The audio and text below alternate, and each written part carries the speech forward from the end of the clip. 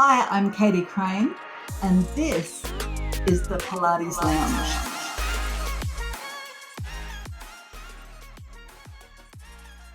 Welcome to Season 4, my friends, of the Pilates Lounge Podcast. This is a space for movement lovers, Pilates educators, and Pilates professionals who want to think a little bit deeper about the work we do. My name's Katie Crane. I've been teaching Pilates for over 20 years, and along the way, I've worn many hats. Studio owner, teacher trainer, mentor, and lifelong student of the work we do. I'm also a surfer, an adventurer, a mum, a busy wife, and someone who believes that movement is by far more than exercise. On this podcast, we talk about Pilates as a practice, not just what we do on the mat or on the equipment, but how Pilates shapes the way we move, teach, lead, and live our lives. We explore anatomy, health, business, culture, and the evolving identity of Pilates in the modern world. This is a place for honest conversations, lived experience, and perspectives that respect both the lineage of Pilates and the people practicing it today. So thank you so much for being here. Let's dive into the episode. Have you listened to the show at all? Yes, I have. Okay, so you kind of know the flavor of the show. I mean, obviously our people are mostly Pilates instructors or even movement educators tend to listen to the show. And I had this idea of, kind of doing a series of the show, so speaking to similar people. But then that's always very difficult, actually, I found, to always get the same similar people in a row. So now that's changing up a little bit again. But basically, every week I just invite somebody on who is either a movement educator or very well known in their field when it comes to the body, to share what they're doing, share their insights so that our listeners can learn. How does that sound? That sounds fabulous. Okay, awesome. That sounds like a good thing. Yay. So let's get started then. You want to maybe introduce yourself to our listeners, and however which way you want to do with that. And let's just get the conversations flowing.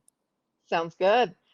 So my name is Lynda Lippin, and I've been teaching Pilates for 37 years, which seems like a very long time, and it is a very long time. I'll be 60 in September, so the amount of time does make some sense.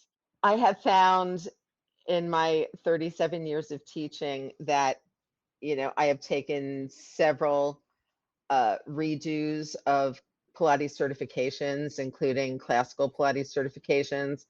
I've done external continuing ed. I'm an ACE certified personal trainer. That's the American Council on Exercise.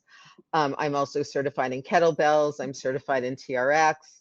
I bring kind of different things to the table, for different people, but my mainstay has always been really helping my clients feel and function better. I owned award-winning studios. I spent 6 years in Turks and Caicos, 4 of them as the Pilates and fitness director at the A-list Parrot Key Resort, which is a private island resort. And really, it was there that I really found my kind of footing in terms of how to teach very solidly to a transient population, to a population that did had very different Pilates experiences with quote unquote the best people, wherever it was that they lived and traveled, with people who were coming to the island with back pain, with neck pain, who had just been on planes for hours, who had just been on boats for hours, even if they were private. Okay, it's still cramped up in a plane, and would show up, and we're not literally we're not the level of people that I needed to be hurting. Okay, Right. people were not coming and spending that kind of money to hurt. So Right. that's when I really honed in on, let's have people get fitter and feel like they're exercising, but also in an extremely functional way. When I left there, I came back to New York City, was a master teacher at Real Pilates for a decade pre-COVID, helped with establishing their teacher training program. And currently, I'm a master teacher in Chelsea. And I've also established a very interesting new business line, which is called Puff Puff Pilates. As you may know, cannabis consumption is legal here in New York City, and I now teach Pilates in licensed cannabis dispensaries. Many of them are opening now with spa spaces and Pilates studios within them. And all the events are sponsored by the dispensaries and by different sponsors. And we have a session together. We do Pilates, we eat coffee and pastries. There are goodie bags. And it's a great way to spend a Sunday. Gee whiz, that So, is unique, isn't it?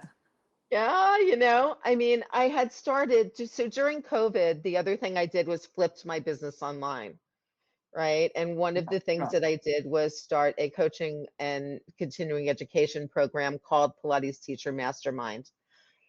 And I still have that. And I kind of wanted to talk to you about that today because I think it's relevant to a lot of the Sure. topics that we were kind of moving into, right?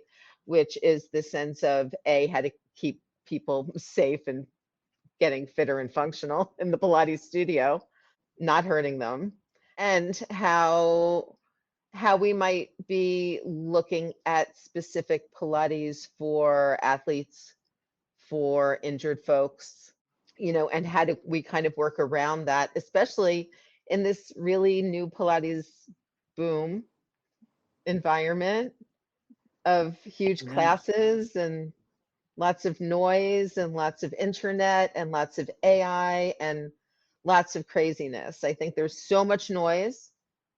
There's so much noise in our environment, and people, I feel like Pilates teachers, studio owners, clients are starting to lose the story. We're losing the Mm. plot. Hmm.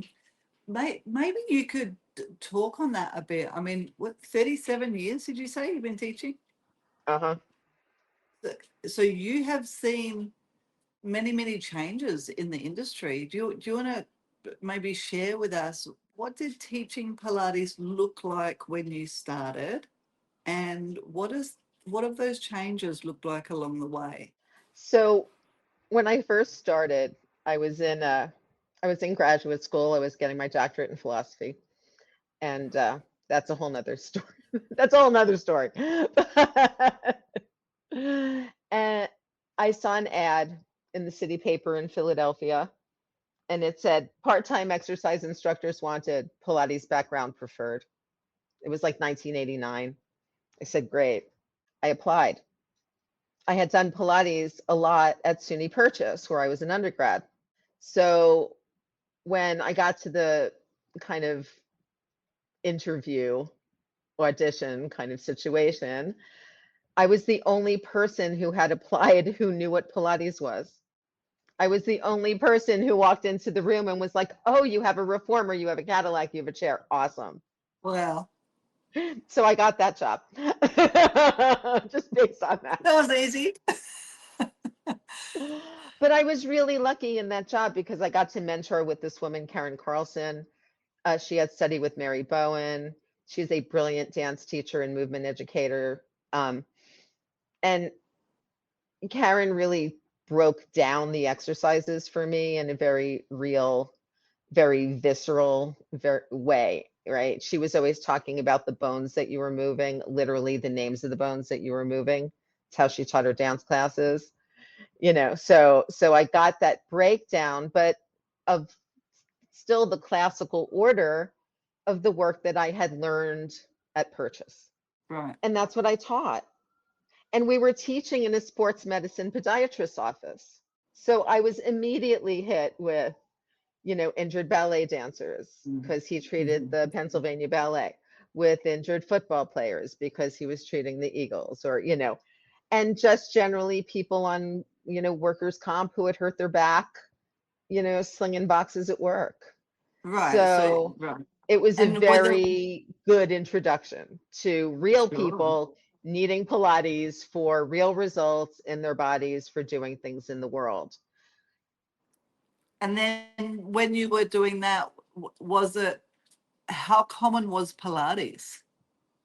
We were like the only studio. There might have been one or two in Philadelphia at the time. Mm-hmm. And then one of my clients ended up wanting to back a studio. And that's how we kind of expanded. And then I brought the studio out to the suburbs of Philadelphia, because that to the high net worth suburbs where I Mm, knew that I would have, more of the kind of retired folks. Like we were busy all day. We had the before work mhm, people, we had the after work people, and then we had retired people all day, mhm, right? So mhm, it was a great place. I won Best of Philly. We did teacher training. At that time, I was doing teacher training for the Physical Mind Institute. And, Pilates was starting to grow. You had to do a lot of work. I mean, there was a lot of, we didn't have the internet. I've had a whole discussion on my Pilates Goddess podcast with Alan Menezes about this, about the old school marketing, right? Of just going to all the spas in town and seeing if you could put your brochures out and offering to put their mhm, brochures out, of doing the not necessarily telemarketing because that's gross, but we used to get these coupon saver packets in the mail in our houses, which would have, different services, and you could do 2 for 1 or whatever that was. We would do those.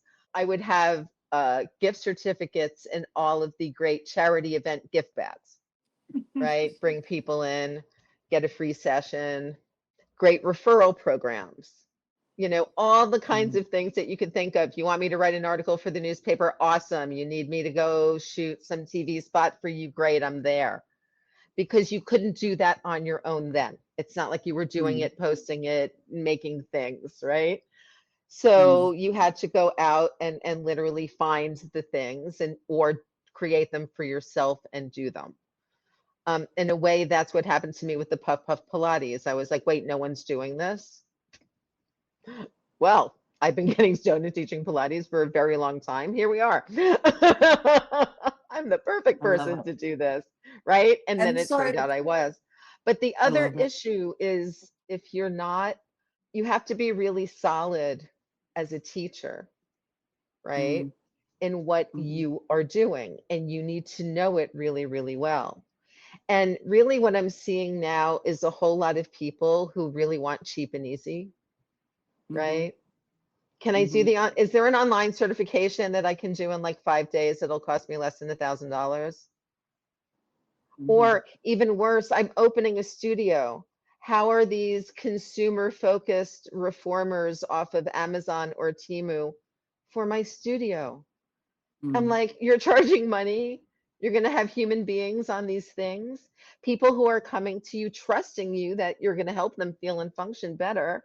And you're putting them on equipment that's not even rated for the kind of use you want to give it. Or mhm. you want to do a certification that's so quick that you could potentially hurt somebody. Have you seen the articles that are coming out of the UK right now where, yes, we've all seen, right?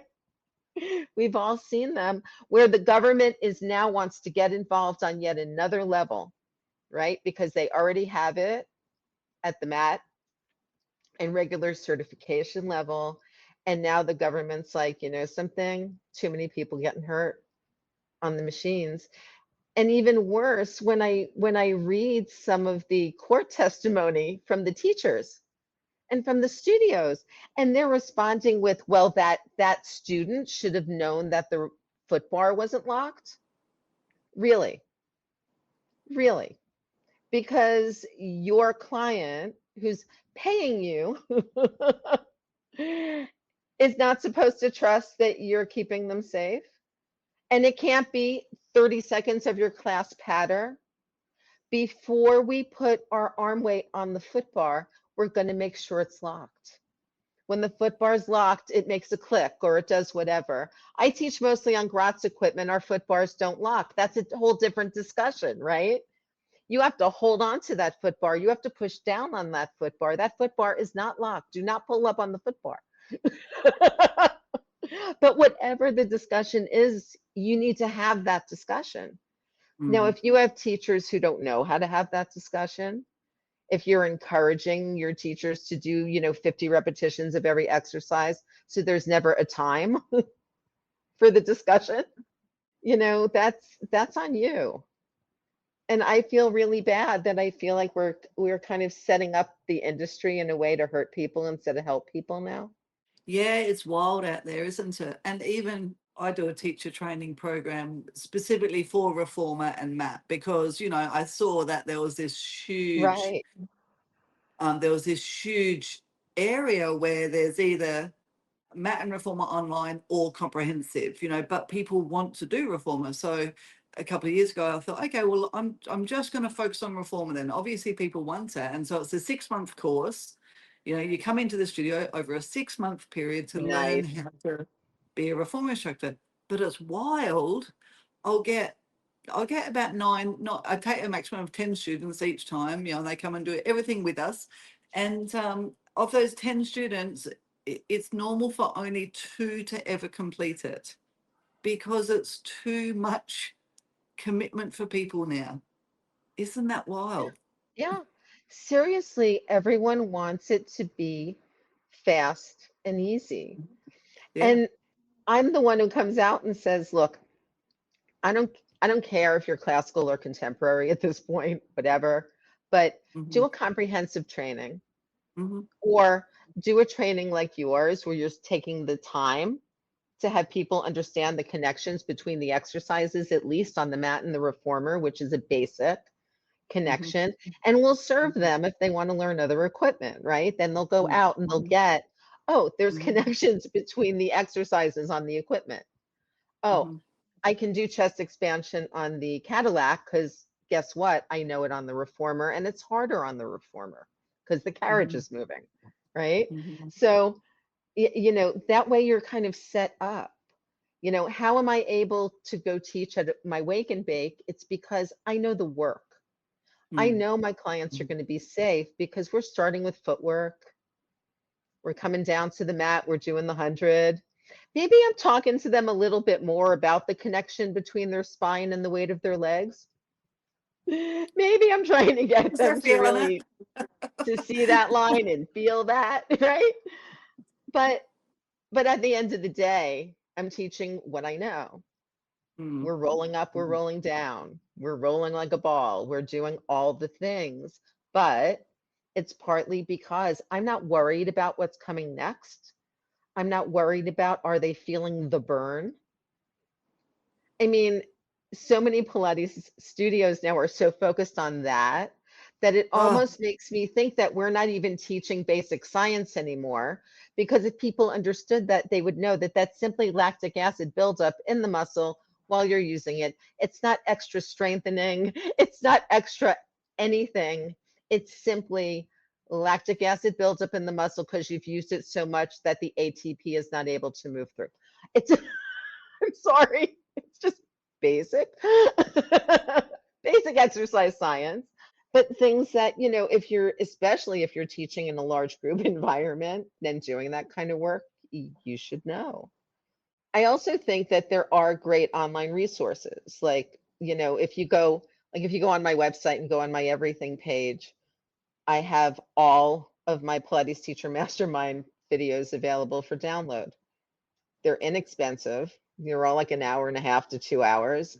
But, like if you've never seen the entire classical method, you've just never seen what beginner Pilates looks like on all of the apparatus or whatever that is, or you don't really understand back pain or, how to modify for it, little things like that. They're all on there. And I leave them on there even though I know that there are some people who are going to go on, possibly buy them and try to teach off of them. But I leave them on there because at least they're going to attempt to teach with some decent advice.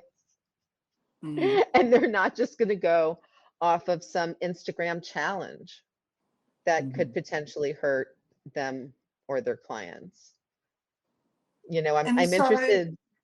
so with all the changes that you've seen over those 37 years, because so when you were back in the day teaching, was it kind of more one-on-one, and it was more like if as if you were comprehensively trained, like we might take 3 or 4 people in a session. That's what you would have been seeing. It Yes. wouldn't have been big groups at all, really, huh? No. Sometimes you would see huge mat classes, Right, right. in a commercial fitness gym. Mm. And I would teach those sometimes, Yeah, sure. as a teacher and somebody who wanted a gym membership, it was usually worth it because you got paid and got a free gym membership. Mhm. Mhm. So especially in graduate school, that was always worth it.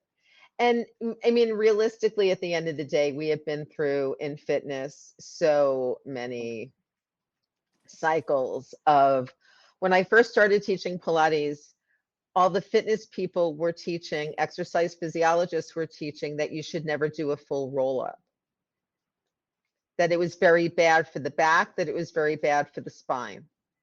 Mm. Nowadays, all of the exercise scientists say that providing that you don't have osteoporosis or a lot of, other pathology, healthier Mm. spine, that actually a full roll up is really a great way to work the abdominal muscles and one of the best ways to do it, and better, in fact, than a shorter lever crunch, right? Mhm. Then we went through a whole series of time when everybody's back pain was caused by tight hamstrings. So everyone was stretching their hamstrings until they were overstretched. Then we went through a period of time when everyone's back pain was caused by tight hip flexors. So everyone overstretched their hip flexors to the point when they weren't really active. And our hip flexors tend to be tight but weak. So Mhm. overstretching them, as you know, just makes them weaker and less likely to be able to concentrically contract, which is why then people's hip flexors bother them when they are doing Pilates exercises because they're weak. But we go through these like cycles, but at the end of the day, everyone that's teaching kind of the Pilates system within the order, their clients are all been doing fine because we're not all picking up on all those bandwagons, right? None of us went, Mm.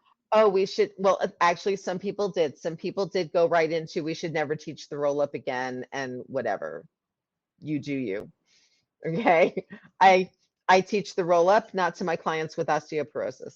So, if you're doing that kind of work and you're doing it in a balanced way, you're working always through neutral, through flexion, through extension, through rotation. We do side bending. We do it in different positions. We're sitting, we're standing, we're on our backs, we're on our stomachs, we're laying on our sides, we're doing all the things, and you get a super balanced workout. And that's what I see like when I look at if I'm looking at Pilates on Instagram, a lot of times I'm looking at what professional athletes are doing in classical Pilates studios. So whether it's like Exhale London, where she's, all over the European football players, or whether it's, the studios within the US that are working with American football players. And when you watch these guys do the work and just even the basic work of footwork, of the short spine, of a good solid pull straps and tee, it's hard for them to stay balanced. It's hard for them to hold themselves together. That's the work they need. Mm. Mhm. They Yeah, don't necessarily need all the extras. yeah, absolutely. I was speaking to an amazing pole dancer the other day. She's on the episode before you, and she's been, a professional dancer and a pole dancer for years. Like she's top in Australia, and she's still just doing the basics. She's like, because she uses Pilates to bring her body back, to make sure that her body is functioning really well, and it helps even her out a little bit because she's so one-sided from being on the pole. So can you speak on that a little bit from your experience of what does it look like when you do work with an athlete compared to somebody who isn't an athlete in the studio? Well, okay, so you've got your levels of athletes as well. Okay, but if you're working with professional athletes or Olympic athletes, any kind of sponsored athlete at any kind of level there, number one, they're already getting a lot of training. Okay. Mhm. they're getting basic strength and conditioning training. They're getting a lot of basic mobility training. They're getting their speed training. They've got coaching, coaching, coaching, coaching. They've got stretch coaches. We see them. We see them on the field before the game, during the game. You know, the guys come out, they're stretching everybody, they're moving through. So they've got physical therapists, like they have all of that taken care of, right? So we as Pilates teachers don't need to be coming in like, oh, what do they know? We should be doing all of this for your body to kind of help you. What most of these folks need is just good balancing strength and conditioning work, but in a good focused way that's mostly all over exercises because they're getting specialized work from their coaches and their trainers at work. Now, this is, of course, in season. Off season is different. Off season, you can have a little more fun if you want. But again, off season, you don't want to be hurting people. Off season, they're having structured rest, right? Right. So what I find is, again, you start at the beginning. There is no athlete in the world who is not going to be challenged by a beginning Pilates session. If you just follow the order, use heavier spring or lighter spring, as the case may be, until you've watched like a 240-pound, man with a lot of muscle try to do elephant correctly on the reformer, they come off sweating, they come off shaking, they come off not quite understanding what just happened. But again, they come off feeling like, oh, this is something that could make the rest of me work better because this is going to help my lower body and my upper body do things at the same time with a lot of work in my abdominals and breathing, right? None of that is bad. Plus you're getting some hamstring stretch, you're getting some ankle mobility, you're getting whatever else you're getting in that movement. So, if you really take people through a solid, just beginner Pilates session, maybe you do some wall work, you're doing some wall sits, you're doing all the things, maybe you end with some push-ups because, why not? Then they're going to be challenged. It's not going to be overwhelming. People don't need to be overwhelmed. Life is overwhelming. Don't you agree, Katie? I mean, seriously, life right now feels really overwhelming. And I actually have a story about this. So I have a new client that I started seeing in the studio a few weeks ago. And she is from Taiwan, not a native English speaker, but her English is really good. She went to a number of Pilates studios in the neighborhood because she wanted to learn how to do the equipment. And she had started out, doing mat classes at Equinox, at the big box gym. And she did some privates there, but it was still kind of a little too loud and a little too much for her. And then she went to another Pilates studio where, again, it was like they had a disco ball on the ceiling. Okay. They had pink lighting. All the teachers were kind of tall, thin, and blonde. And there was music. And she was like, I can't learn here either. Like, I can't learn. I can't even focus on you. I'm just looking at the disco ball and listening to music. I can't. So then she goes on and she finds me and she finds the studio and she sees that I've been teaching for 37 years. And she goes, oh, I bet she's going to be a little older, right? And she might be able to teach me. She comes in for her first session. That's all she wanted was just to slow down. What is footwork? How many springs are we doing it on? What position should my body be in? Right? So for 2 sessions, I take her through pretty much the same workout. We start on the reformer, we do a little mat, we do a little on the Cadillac, she's done. 3rd session, she comes in and I put her on the high chair. And I'm like, all right, this is relevantly similar to your footwork, except now you're sitting. It's heavy, but the focus is on the way up, not the way down.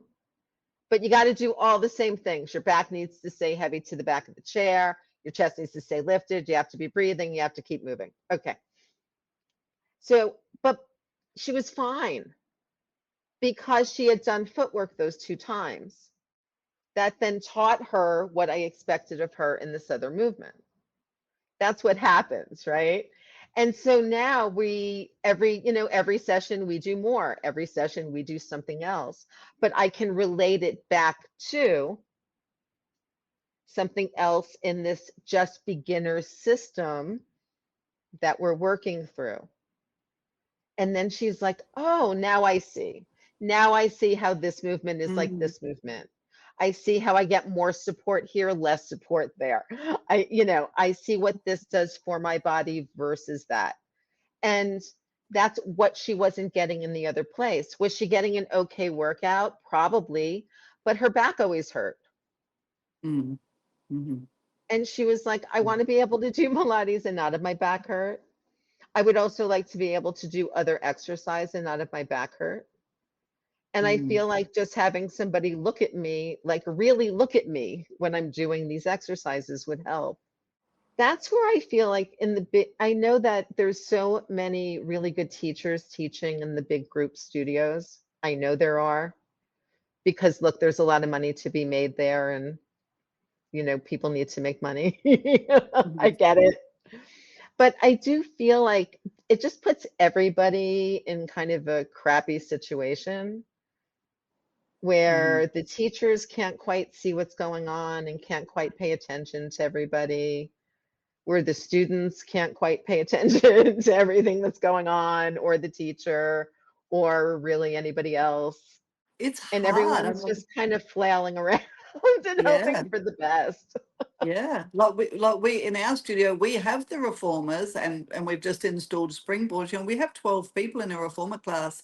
And as somebody who has taught Pilates for 21 years this year, mostly in semi-privates and complex conditions, but I've got to be on the ball when there's 12 students in the class. So Mhm. for a new student to be coming out the door without having that really strong foundation of, our students who are with us for that 6 months, they're doing a lot of observation hours, practice teaching hours with us to get their eyeballs on people. But without all that help, I cannot imagine what it must be like standing in front of a room with all of these bodies on a moving platform and trying to teach them concepts that are complex. It's Yes. just wild. Mm, And yeah. teaching, complex concepts and being kind of pushed and looked at and pushed Hmm. to do Hmm. further and further complex exercises, Hmm. which Mhm, isn't Pilates. mm, The complex stuff comes at the very, very, very most advanced end. That's when we make your life complex. And that's when you yeah, really need a teacher around you because those are the exercises that really can hurt you. mm. We're Well, and I even think as teachers, we're like, I mean, there's stuff I want a spot for. sure. Snake and twist on the reformer. I prefer a spot for at this point. Hmm. Hmm.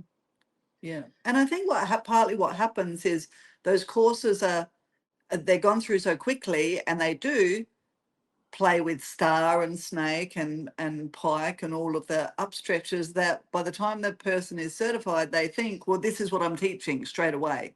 There's not Right. that recognition that, hang on, you fast tracked that. So we even say to our students, you fast tracked that over 6 months, but you're not ready for that in 6 months in your body. We're exploring it in this 6 months, but it's going to take 12 months, sometimes 2 years. Sometimes people are never going to get to those exercises, and that's okay. We're Right. exploring it in your certification. So what happens to a new instructor who's done an online certification that's over 5 days and they've explored that and then out there, they're out the door teaching it straight away. There's that real disconnect of what you're being shown in your teacher training and the reality of the bodies that you are going to see. Exactly. And and then, I think another issue is that now we're having, I call it kind of coming from the cannabis side, strain specific teacher training. right? So you go to SLT, you're getting their teacher training. You go to Body Rock, you're getting their teacher training. You want to go Mm. to this place, you're getting their teacher training. So now we're getting Pilates teachers who can't teach at other brands of studios because they Anywhere literally else. don't know the work and they don't know the apparatus because everything has become so apparatus specific. I think Mm. some of this, at least here, is due to the insertion of a lot of venture capital money Mm-hmm. into the Mm-hmm. Pilates Of space. I course. mean, that's what we see when Pilates studio owners come out with a concept and 6 months later are selling it off to a VC for a few $1 million and then walking away. Mm. Mm-hmm. That's what's driving a lot of the Mm. growth, Mm-hmm. here in this country. Yeah. Yeah, I think it's global now. I'm pretty close to Asia. Like Indonesia is only a couple of hours away, so we spend a lot of time over there, and it's even happening now all through Asia as well. So coming back I'm to, seeing that mm, too. And that didn't used to be like when I was working at Parrot Key, because Como has a big presence in Bali and in Indonesia, I would keep a lot of track of that. And in fact, there are some teachers who I certified when they were at Parrot Key because they couldn't come because not all Balinese are able to easily get US visas. So they mm, weren't able to go over to the States to New York to do it, but I did it for them and then tested them remotely, mm-hmm, mm-hmm, and I still kind of am in touch with people but I'm watching and I'm seeing what's going on over mm-hmm, there. And mm-hmm, again, it's even scarier because you're kind of, I feel like you get further from the source mm-hmm, and mm-hmm. the teaching just gets a little bit weaker and a little bit weaker. Yeah, I think it's being watered down everywhere. But in my view, the best thing we can do is just keep offering quality, and there will always be people who will come back to quality. Or even in our studio, we see a lot of people come to us because they've had a poor experience somewhere else. There is room for everybody. Yeah, I guess my gripe is the word Pilates gets thrown around. You could be playing tennis standing on a reformer and call it Pilates these days. Right. Now, I mean, the whole situation over the name Pilates was so Oh yeah. unfortunate, right? Because Mhm, the mhm, amount of kind of, again, financial control that one mhm, human being whose sole connection to the whole thing was that he bought the estate, mhm, mhm, try to wield over the industry was pretty insane and really did need to be mhm, smacked down, and mhm, I'm a fan of that open market. mhm.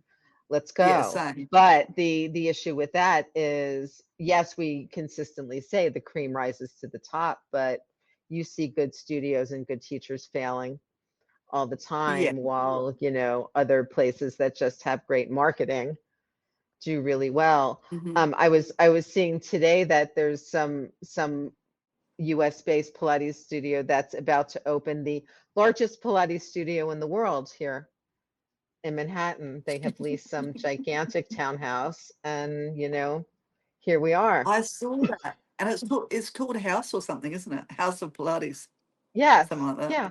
Yeah, Yeah. yeah, yeah, I saw that. Yeah, it'll be for the mega rich. Right. I mean, which is fine.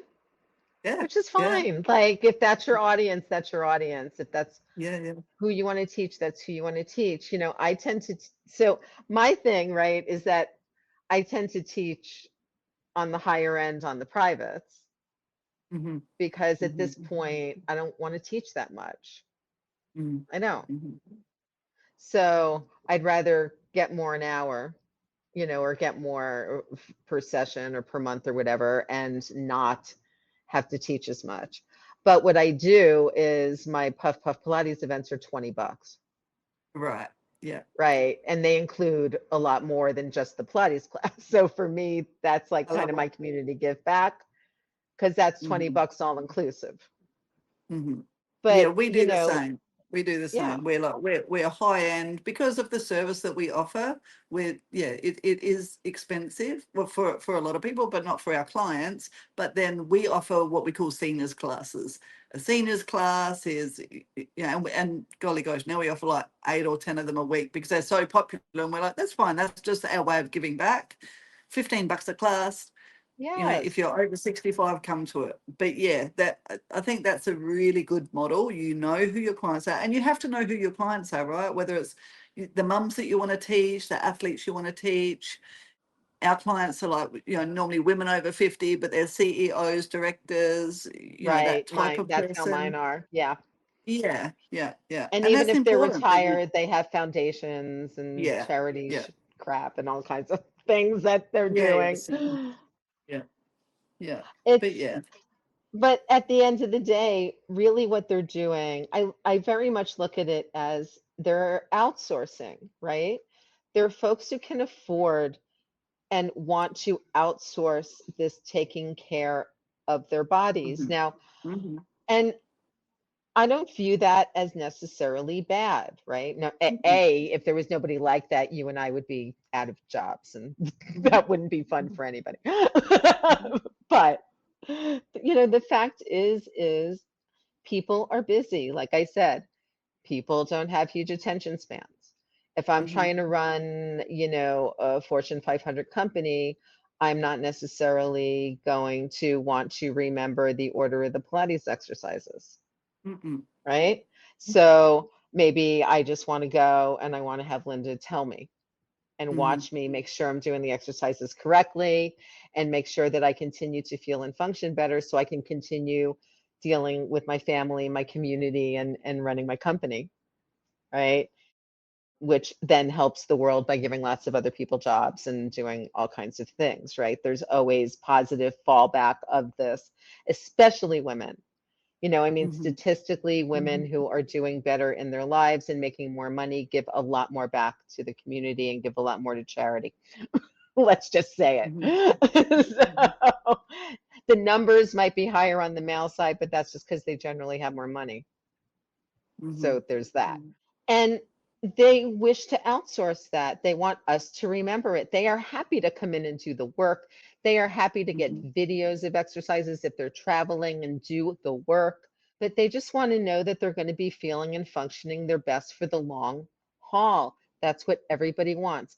Every athlete simply wants to increase the amount of time that they can be out playing the game that they love without severe injury.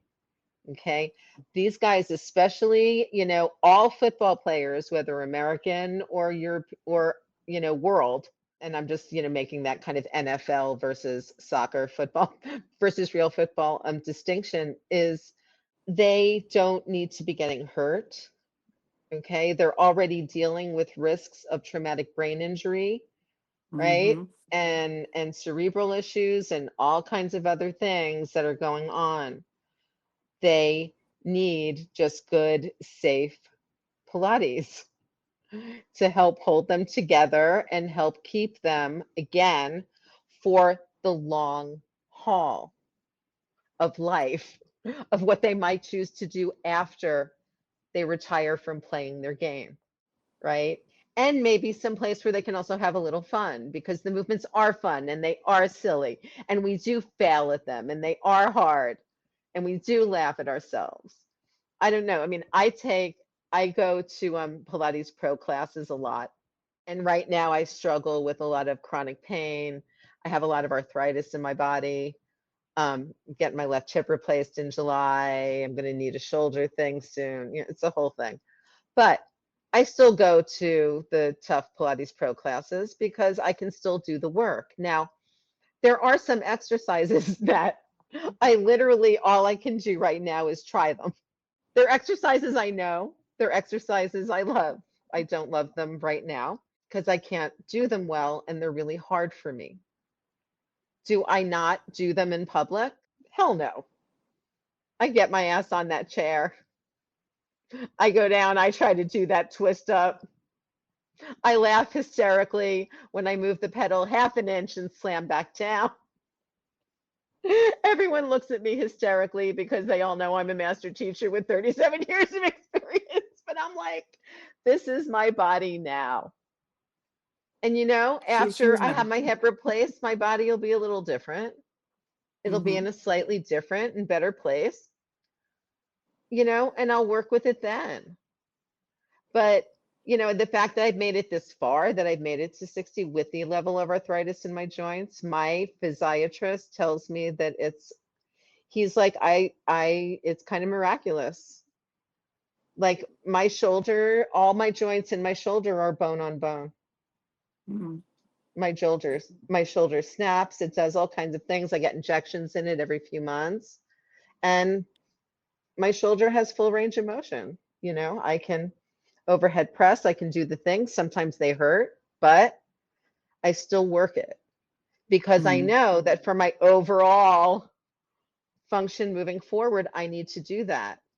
I don't need to rest my hip. I still need to work my hip. Does it hurt sometimes? Yeah, it does. But again, moving forward, it's not like I need to do 50,000 extra, glute things on my left leg because my hip bothers me. Mm-hmm.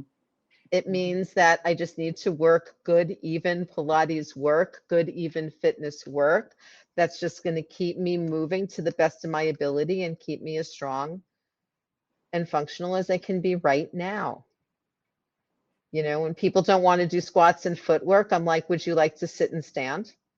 Would you like to be able to sit down on the toilet and stand up? Because that's literally what the squat is. That's literally And what the then, footwork is. That's pumping on the high chair. Come on. and then, does even that apply when you're working with an athlete? Is it as simple as that? That you're, It really if is. yeah, It right, really is. right. That's really what everybody's coming for. Now, they may have they may have pulled a hamstring. They may have noticed that they tend to list a little bit to the left when they're running. You know what I mean? There may be like little tweaks that you can make, but still a lot of it comes from the basics of just, is your pelvis even when you're pushing out on the foot bar? Because I can tell you if they're listing a little bit to the left when they're out in the field, their pelvis is not going to be even when they're doing footwork. And Mm, you're going to have to mm-hmm, correct that. But once mm, you correct that mm-hmm, in the footwork, then it will start to behave a little bit better outside. Or, mm-hmm. sometimes I'll just look at my clients, they come in, say, with the golfing issue or lower back pain with golf swing. And I'm just like, all right, let's get on the short box and do a little rotation. All right, can you twist your upper body without twisting your hip? Can you keep your opposite leg pressed out and use your glute a little bit to kind of hold yourself steady there as you're twisting away? Oh, okay. You need to do that when you're about to hit the golf ball. You need to Mm. think about that same squeeze that's holding you in here. Then they're like, oh, okay. And what You know, about, uh, so say if we took like a footy play, they're doing a lot of running on the field. So right. would you say if they're doing a lot of running, I know they're having to change directions very quickly, but they're also doing a lot of very fast powered forward running. So how important is things like cross training rather than just focusing on the specific movement that they're always performing? So say really working those lateral muscles to improve stability when they're running forwards compared to just doing running type of exercises. Hey friend, thanks so much for listening. Did you know that you can now find us on YouTube at youtube.com/The Pilates Professional? Now, if this episode resonates with you, please share it with someone else who would benefit from hearing it. Back to the show. Yeah. And that's exactly what Pilates is going to give them, right? So Mm-hmm. why would we just be giving them running type exercises when we have things like pull straps and T, when we have things like swan, when we have a high barrel with things like swan, where where we can work them a little bit more in a thigh stretch, where we can work them in a little bit more in a lengthened chest expansion, where we can, where we have literally within the system like 400 ways to work them in a direction other than the fast-paced running, but also noting that they still need the hip flexor strength and precision from doing the mat work, from doing the hundreds, the single leg stretches, the pulling in and out of the legs, the coordinations, the backstrokes, that kind of work, because the knee stretches, the elephants, all of that, because they need also that strength and stabilization to help with the power moving forward. Sometimes those guys just need to work a little bit slower in the studio. It's kind of nice for them to work the slower twitch a little bit more and just not work power all the time, but work a little more control. And then when they get out there, that all fits together. In a way, it's their kind of coaches and athletic trainers that are there to help everything fit together. Does that make sense? Like, for our role is to sort of teach them the body mechanics, the exercise, and maybe, a few extra things that go against the plane of motion that they're always going in. Right. So our side split's going to be good for somebody playing football. Totally. I found that with my rugby players, when I was living in Turks and Caicos, lots of bankers and people in their 40s and 50s playing competitive rugby on the beach. I'm like, I don't know who told you this was a great idea for your body, but here we are. But they found, that going into Pilates, that the things that were really hurting their backs were extensions, right? Like swan and stuff, because they would just come up, hang into their backs and kind of dump into it.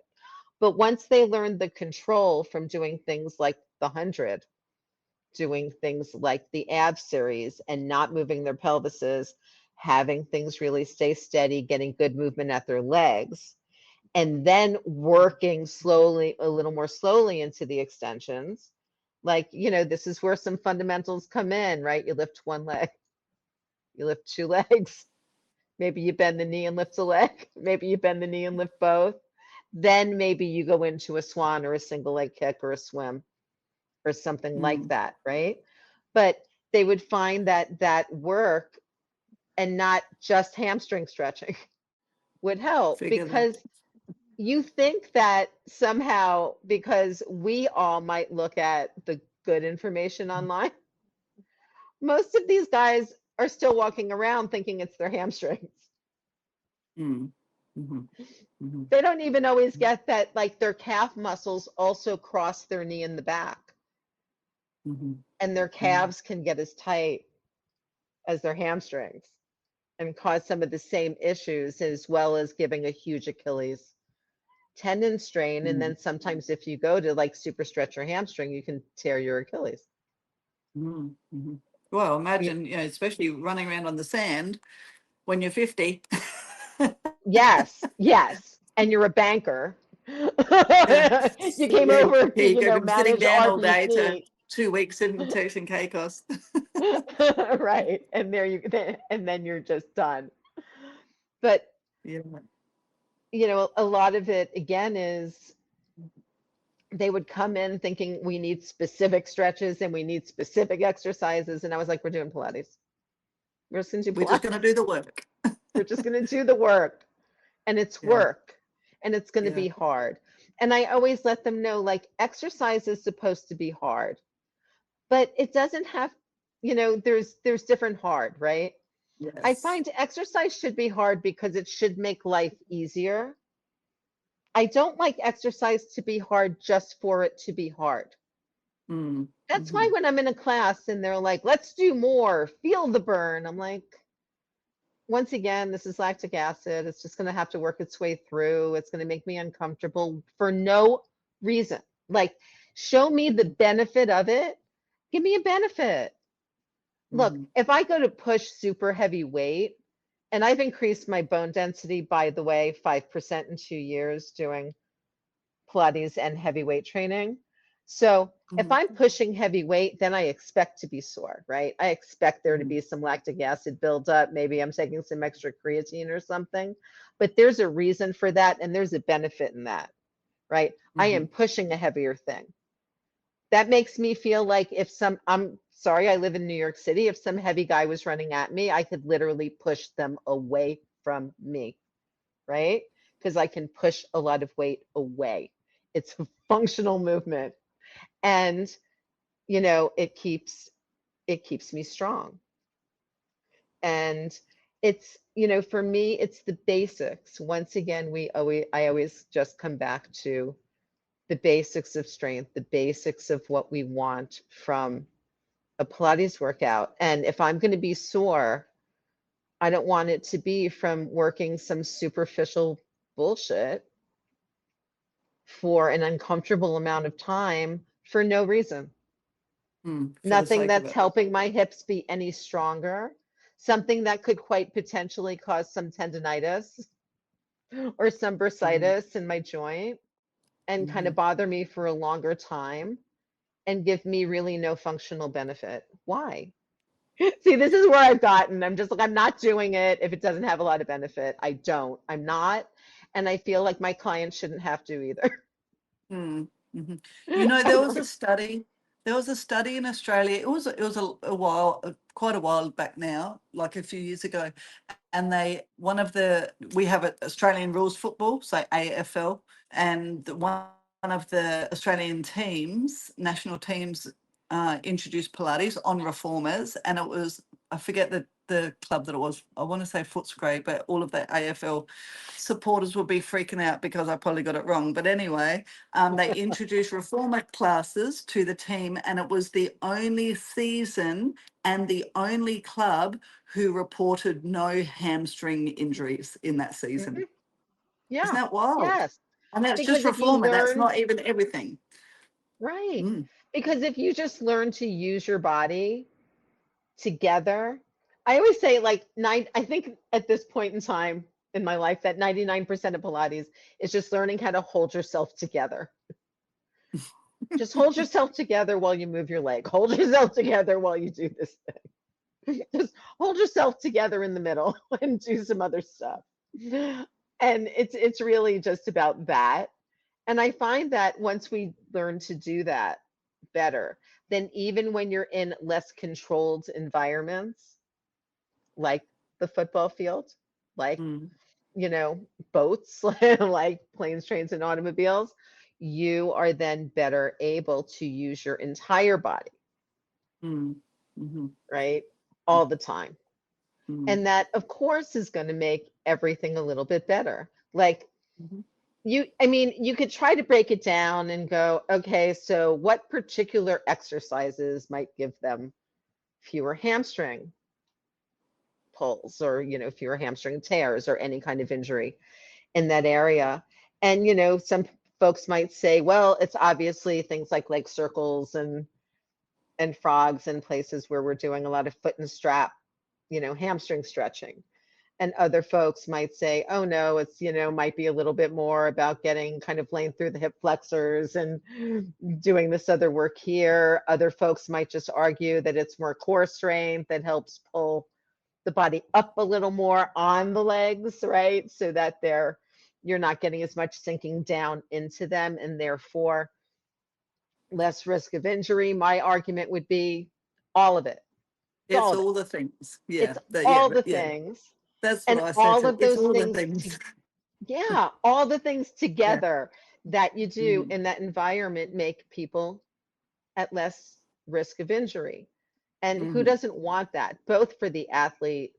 I mean, who doesn't want that is people who make pain medications, corticosteroids that they can Mm. inject. Mhm. At least that's what they Mhm. do here. I'm assuming that's relevantly similar to what they Same. do Yeah. everywhere, is they just have Mhm. a lot of, physiatrists with needles in the back. It's like you hurt yourself, great. You have a contract.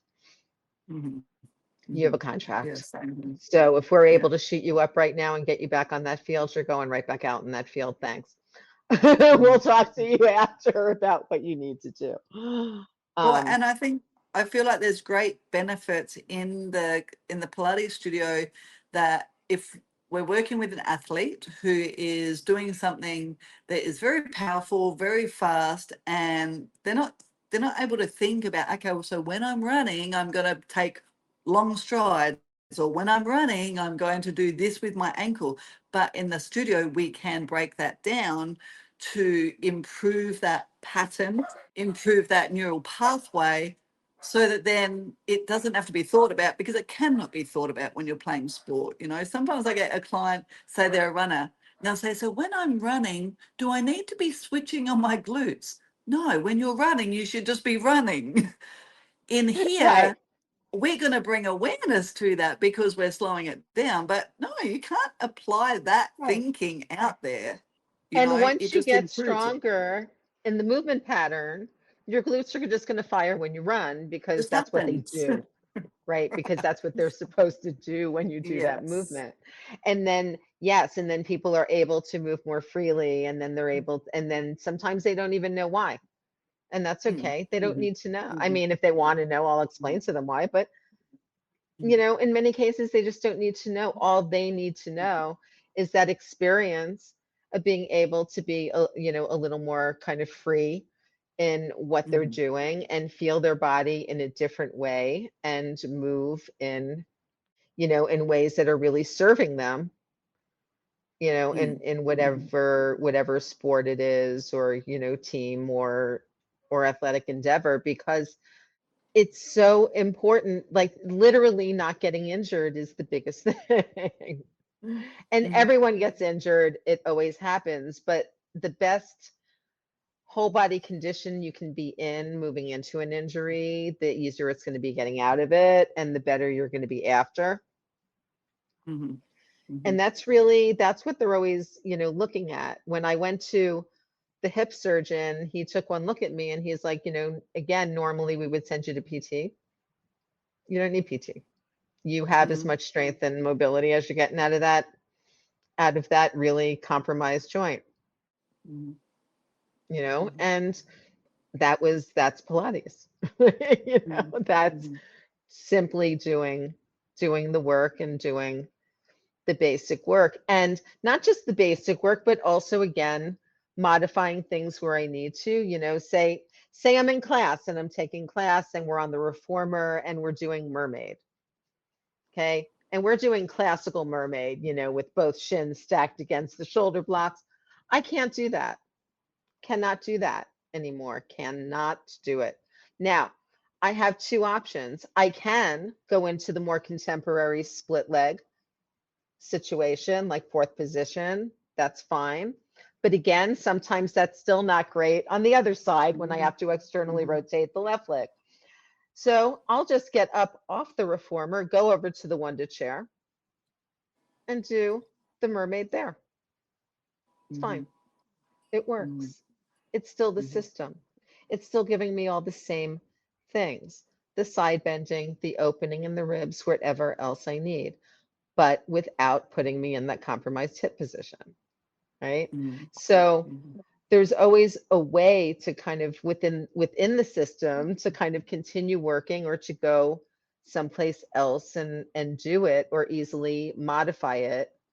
Um, I feel like, understanding those connections, and I've been doing a lot of that on Pilates Goddess. In fact, I had recorded some episodes where I went through the entire classical mat and the relationship to every piece of equipment in the studio. And then I started breaking down the reformer mhm. and doing the same thing with it. And I pulled them off and had them on a private podcast for a while that I stopped.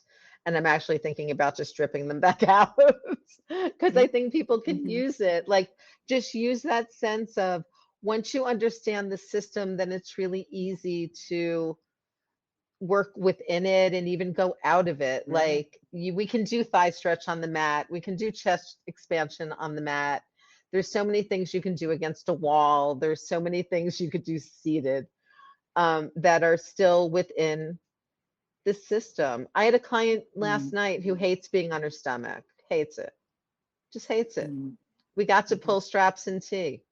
I let her sit on the box mhm, and mhm. we did versions of pull straps and tea.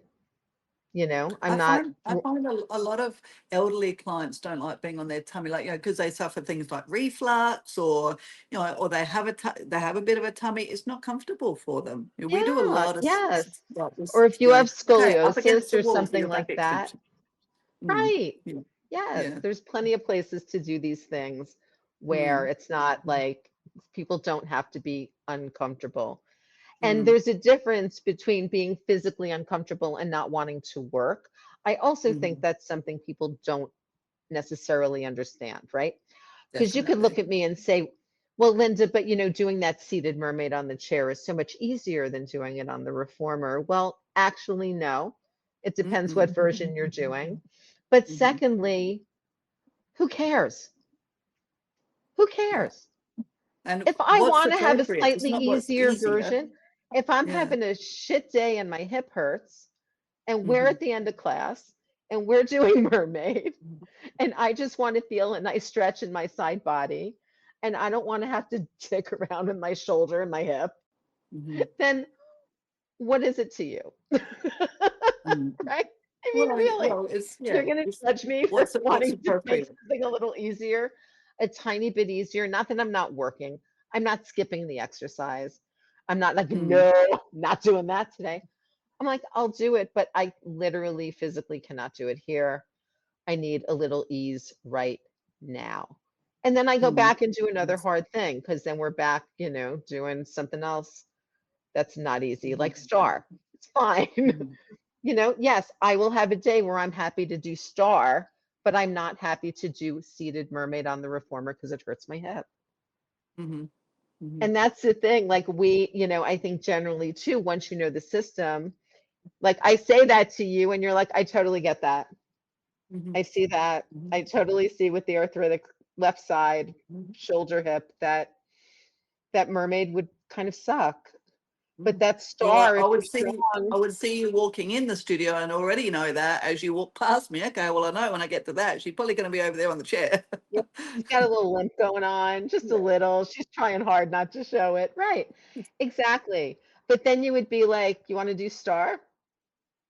Mhm, And if I said yes, she'd be like, great, do it. mhm, And that's where knowing the work comes in, right? It's being able to mhm, make that Linda needs a little beginning work here in her mermaid because it sucks today, but she can do the super advanced work of star on the reformer in the mhm, same session, in the mhm, same body, mhm. right? And It's that's the beauty that's of the the kind work, of work with athletes as well, right? Is right? sometimes they just need the basics, and sometimes you just need to get them on the pedipole and get their spine lined up and just get them to do some arm circles so that they get some length and some lift away from the ground. Mhm, mhm, But mhm, other times, they're going to be great doing snake and twist, and they're going to be great doing the pull-ups, and they're going to be great doing all the hanging pull-ups and the stuff on the Cadillac. Not mhm, every day. mhm. And sometimes I used to work with I don't work with a lot of athletes because most of my clients really are men and women over 50. I have, had a few over the years. I used to work with a guy who played on the Australian circuit or the international circuit for squash. And he would walk in the studio literally wound up on one way because he spent all day hitting that squash ball. So he would come to me just to unwind, and then he'd go and play squash again. One, so our whole session was just for him to function in his daily life, but Mhm. function on the squash court was being really wound up. You know. Right, right. And that's the thing. A lot of times Pilates teachers are like, well, can't we teach them how to play the squash without being really wound up? Well, no, that's Mm-mm. the game. Okay, That's the game. that's what we have to understand as Pilates teachers. No, stay in your lane on that. That's the game. Like I've worked with a lot of surgeons, a lot of oral surgeons, dentists, endodontists, they are all twisted up all the time as Oh well. yes, right? Mm, Because they're mhm, sometimes in surgeries for hours, they're doing things facing in one direction, they're doing a lot of fine mhm, motor, they're really looking down, they've got the glasses, the whole thing. mm, And again, you can't be asking them to change what they're doing when they're practicing, mhm, mhm, because the reason why they're so good at what they do is because they're in this groove, in this habit, in this way of moving that works. mhm, But mm, so all we can mhm, do is unwind them, mm, when they're out. mhm. And it doesn't help that a lot of these guys decide to play golf also because somehow twisting in one place and twisting in another place seems like a great move. But. Yeah, there's a big thing about dentistry, because they are. I mean, all dentists, whether they're surgeons or not, they're sitting, looking over that head, and they're often wearing those heavy glasses, so they can really see in the mouth and all the things. Hey, they're super scrunched up. We've got a few dentists as well. Ah, tough Yeah, job. yes, Mm, it mm, really is. I also think it's really important for Pilates teachers to be practicing Pilates, when you can, again, even if it's just the basics. Like we should never feel bad about just doing a beginner mm, workout. mm. Get Well, we're something. we're always looking down as well. Hey. We We are. We're mm, always looking down. I've seen Pilates teachers who've gotten carpal tunnel just from changing mhm, springs so much, brains, yeah. and possibly Mhm, not in a very good position. We're always over our clients. We're always adjusting our clients. We're pulling springs where, again, if you work with an older population, I do a lot of holding of bars, a lot of holding same. of bars. Because I think we all know as teachers that if the client lets go of the bar, they're going to be fine. My teeth are going to be out of my mouth. Mhm, mhm, mhm, um, so I really try, to hold things, not help, but hold. We have a lot of arguments about this. Stop helping me, Linda. I'm not helping you. I'm just holding the bar because if you let go of it, it's going to hit me in the jaw. Okay. I'm like, this is simply self-preservation. There's nothing to do with help. You're still working. I think that, people, and I'm noticing more and more that people love a teacher that they just feel really comfortable with and confident with. Like people mhm, just really want to know that you're not going to hurt them. That's mhm, just what they want to know. mhm. Yeah, yeah. I feel like as much as there's this explosion in the Pilates industry, I mean, I think that we had this big explosion of a company called F45 in Oh Australia, yeah. and Oh and yes, we have them all CrossFit. over here. All Right. over. So there was one on every corner, and then it went bust because there was too many of them. I see the Yep. same happening in the reformer fitness realm. They're going to wash themselves out. What people will come back to is this this more service type of teaching. I think that this will always be around. I think so too. And I also think it's, a matter of customer service. It's a matter of Hmm. clients being Hmm. Hmm. comfortable in the Yeah. space, that they're not being Yeah. videotaped, that they're nothing like weird, like, it's another thing people don't want, right? If you're working with especially professional athletes or any of these folks who are famous Hmm. and like real famous in any way and are sharing videos of their workouts or of their things or the studios are sharing, everyone needs to understand that this is all being shared with permission. Okay. Hmm. Hmm. People aren't just Hmm. randomly taking videos of a celebrity working out in their studio Hmm. and then throwing it on Instagram and tagging them. Okay, that is not how any of this happens. So Oh, it's wild, isn't so it? don't do that. Just never do Mhm, that. You mhm, always ask permission. You always do those things. You create again just a safe and welcoming environment for everybody. And then it mm, doesn't matter who shows up to class or who's in the studio or what they're doing because everybody's doing similar things. That's what I love about a lot of the larger studios where they're just serving a lot of athletes, but they're also serving their families and they're also serving their friends. And so what you'll see are these videos of these great mixed classes where you just have these like, gigantic men who are doing things. And then you have their wives and their daughters and their sisters and like and just the general class people kind of all doing the same workout, all struggling with the same workout and all walking out feeling like, wow, we all struggled with a little bit with that. That was a little bit hard for Mhm. all of us because guess what? Properly done Pilates is not easy, Mhm. even Mhm. at its base, but it's so good for you that it's worth it. Yeah, yeah, hands down. I feel like when everybody walks into the Pilates studio, everybody is raw, everybody is naked. Thank goodness they're not actually naked, but you could be the CEO of a company, you could be a famous athlete, you can be the 60-year-old grandmother who's coming into the studio. You all get on the equipment and you all have a different experience in your body, but the same struggle. Like Yes. nobody is above anybody in the studio. Yes. Yes. I love that about it. And quite often is the 60 or 70-year-old woman who is able to move better than the professional athlete over there, who is so good at what they do on the field, but struggles with the Pilates work, which is the Yeah. magic of it, right? Yes. Yes. I Mm, agree. I love it. think, if people just keep, we just have to keep staying in our lane, I think, and focusing on just sharing the good stuff. Hmm. And I stopped looking at just a lot of the crap Pilates that's out there.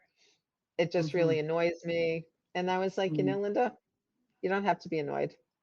You don't have to Yeah, look no, at it. let them do it. Yeah, Let them yeah, do it. It's fine. yeah, yeah, yeah. Okay, so what would you like to leave our listeners with, Linda? What's your famous last words?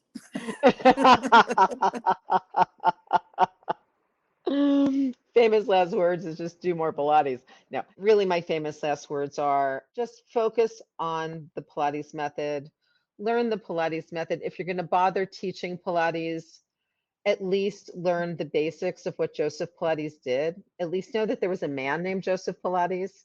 I liken this sometimes to graduate school, right? You go to graduate school in philosophy, they make you take these preliminary exams in order to be able to even move to, do a dissertation. And all the preliminary exams is writing essays on basic concepts in basic history of philosophy.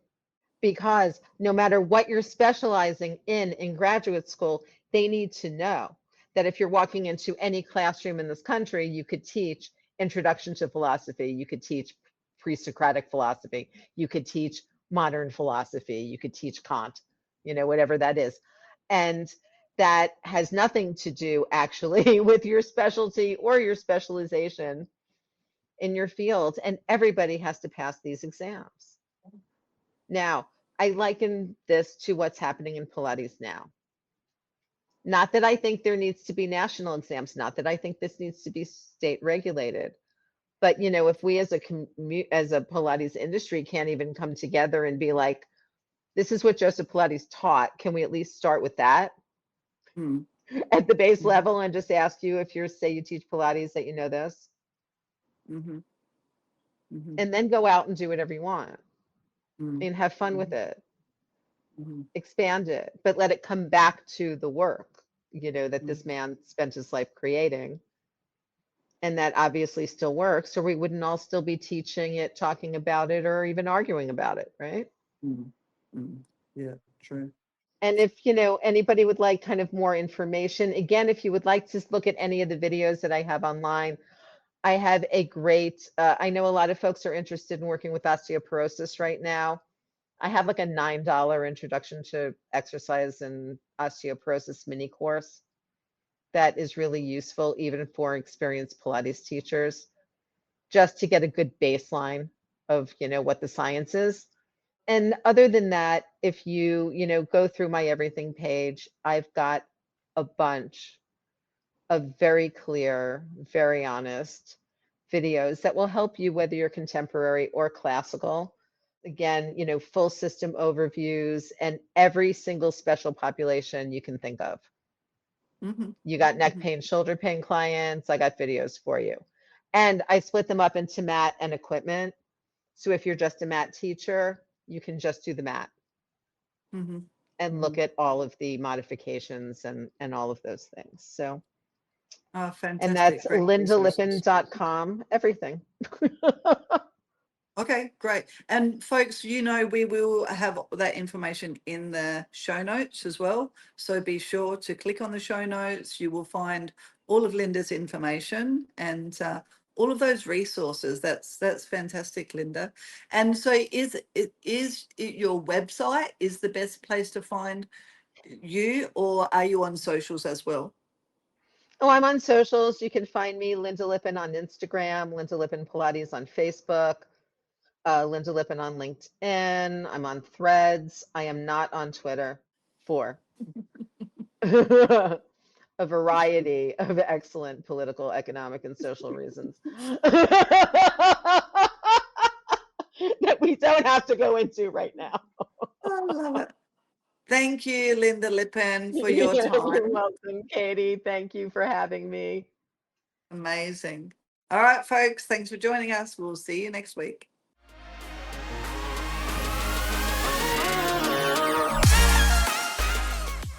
And that's a wrap, my friend. Now, before you go, make sure you check out the show notes. That's exactly where you'll find anything we're offering alongside this very episode and the link to subscribe to the Pilates Muse newsletter.